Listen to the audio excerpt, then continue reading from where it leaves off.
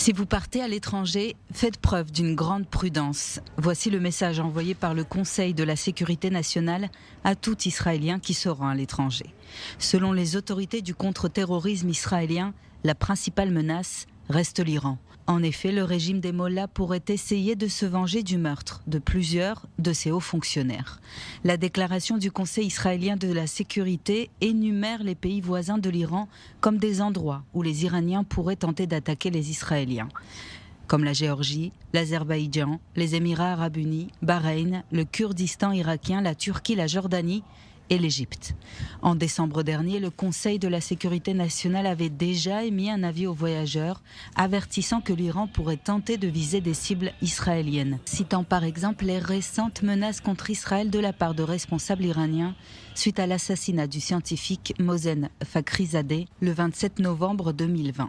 Début janvier, les autorités des Émirats arabes unis ont aussi arrêté plusieurs Iraniens à Dubaï, une ville particulièrement fréquentée par les Israéliens, et à Abu Dhabi, soupçonnés d'avoir planifié des attaques terroristes dans ces villes. Ce mardi, c'est un site touristique très prisé par les Israéliens qui rouvre ses portes, le Sinaï, une réouverture hautement surveillée par les forces de sécurité israéliennes qui craignent des attaques de Daesh, dont des groupuscules sont toujours présents dans cette région. Le terminal de Taba, point de passage frontalier d'Israël avec l'Égypte, est resté presque complètement fermé depuis le début de la pandémie de coronavirus. Désormais, pour y accéder, une nouvelle réglementation a été mise en place. 300 personnes seront autorisées à quitter le Sinaï chaque jour et 300 personnes seront autorisées à y entrer.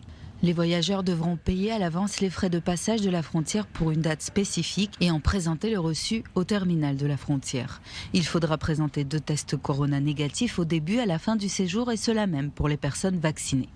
Le gouvernement israélien espère augmenter le nombre de personnes autorisées à passer la frontière avec le temps.